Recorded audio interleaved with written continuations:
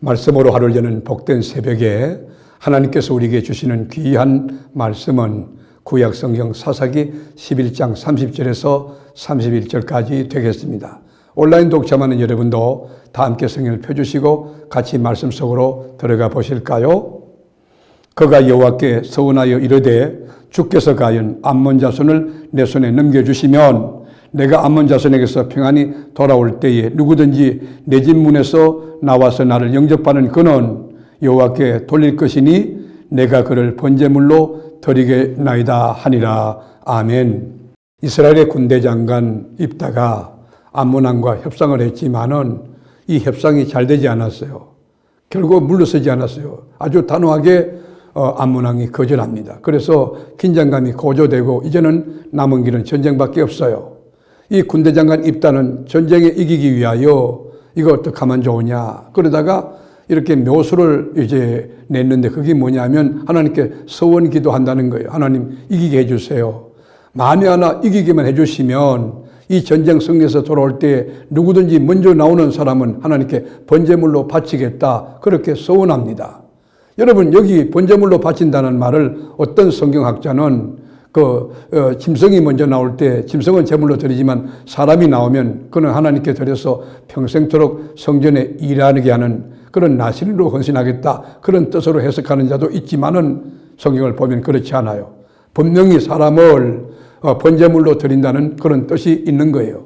칼로 목을 쳐서 죽여서 사각을 뜨고 내장을 발라내고 제단 위에 놓고 불을 태워서 드리는 번제물로 드린다는 것이죠. 31절 볼까요? 내가 암몬 자손에게서 평안히 돌아올 때에 누구든지 내 집 문에서 나와서 나를 영접하는 그는 여호와께 돌릴 것이니 내가 그를 번제물로 드리겠나이다 하니라.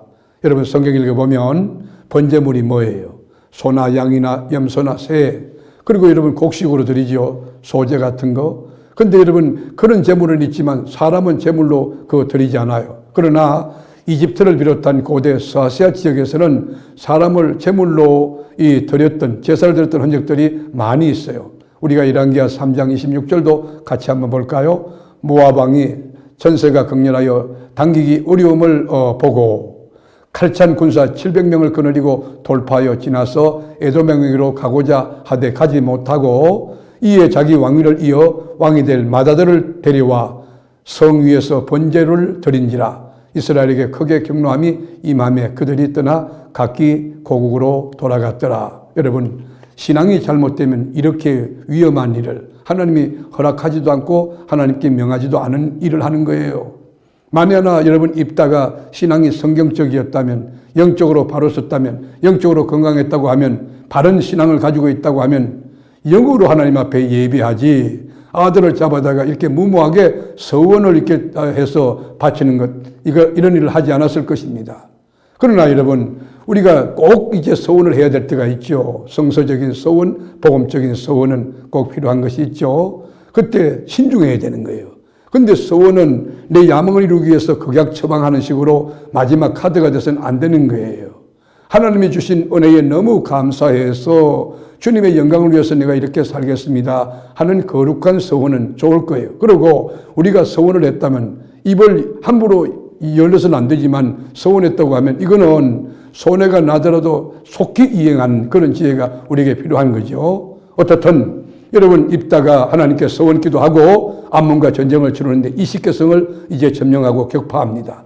암몬 왕 항복을 받습니다. 여러분 만일 입다의 서원이 없었다면 온 이스라엘과 전쟁에 참여한 병사들은 하나님 앞에 승리를 감사하며 큰 영광을 돌렸을 거예요. 하나님이 주신 승리는 이제 빛나지 않아요. 입다는 서원을 갚아야 되는 엄청난 채무자가 되고 말았어요. 마음에 큰 부담이 되고 말았어요.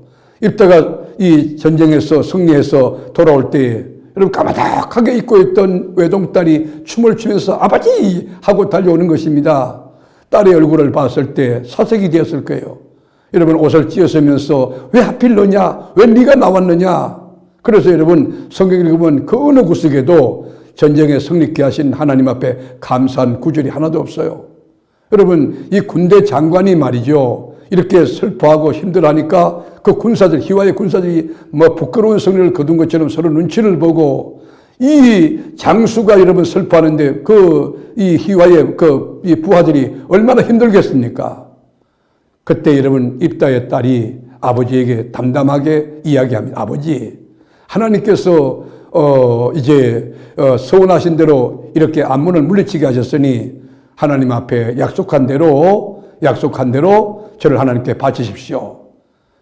저에게 그 대신 2달만 시간을 주십시오. 그래가지고 2달 동안 시간을 얻어가지고 친구들에게 가서 실컷 울면서 처녀의 몸으로 죽게 됩니다. 어떻게 죽었느냐? 성경은 말하지 않아요. 제사장의 손에 죽었는지 아버지가 그때를 죽였는지 알 수 없지만 어쨌든 이 사건 때문에 길르앗 사람들은 이를 두고두고 슬픈 아픔이 되고 상처가 되어서 여러분 하나님 앞에 기도하는 거예요. 여러분 서원이라는 건 함부로 하면 안 되죠. 그런데 서원한 것은 반드시 갚아야 되는 것입니다. 40절에 보면 이스라엘의 딸들이 해마다 가서 길르앗 사람 입다의 딸을 위하여 나흘씩 애곡하더라. 여기에 깊은 교훈이 있습니다. 만일 이스라엘이 범죄하지 않았다면 입다가 전쟁에 나갈 이유가 없을 거예요. 그리고 또 딸을 죽이는 그런 엄청난 일도 벌어지지 않았을 거예요. 여러분 이것이 뭡니까? 우리가 하나님 뜻대로 살지 않을 때 우리에게 예상치 못한 많은 사건이 다가온다는 것이. 사랑하는 교우 여러분, 우리가 하나님 앞에 함부로 서원해서 안 된다는 거 꼭 마음에 두시고 서원할 때 기도하면서 정말 성령님이 기뻐하는 일인가, 또 성경이 이 일을 원하고 가르치는 일인가, 그렇게 우리가 성령의 인도를 받고 조명을 받으면서 우리가 서원했다고 하면 손해가 날지라도 속히 갚아야 하는 것입니다. 왜요? 하나님께 서원한 것이기 때문인 것입니다. 사랑하는 교우 여러분, 오늘도 우리 하루 일과를 걸어갈 때 주의 언약의 말씀을 딱 붙들고 담대하게 하나님이 나와 함께 계신다.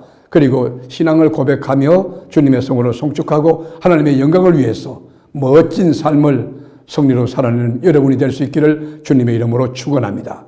기도하겠습니다. 하나님, 어리석은 생각으로 또 자기 자신을 위한 그런 계산적인 방법으로 서원하거나 함부로 하나님 앞에 입을 여는 어리석은 자 되지 않게 하시고 하나님 앞에 두렵고 떨림으로 신중하게 하나님의 뜻을 이렇게 구해가며 이게 주님이 원하는가 원치 않는가, 또 성서적인가 성서적이지 않는가, 그렇게 분별력을 가지고 하나님 앞에 입을 열어 간구하는 지혜로움이 우리 가운데 온전하게 하옵소서. 오늘도 우리 주님이 동행하실 텐데 우리 주님이 우리 때문에 기뻐하시는 믿음의 삶을, 순종의 삶을, 주님을 송축하는 그런 찬양의 삶을 능히 살게 하옵소서. 예수님의 이름으로 기도드립니다. 아멘.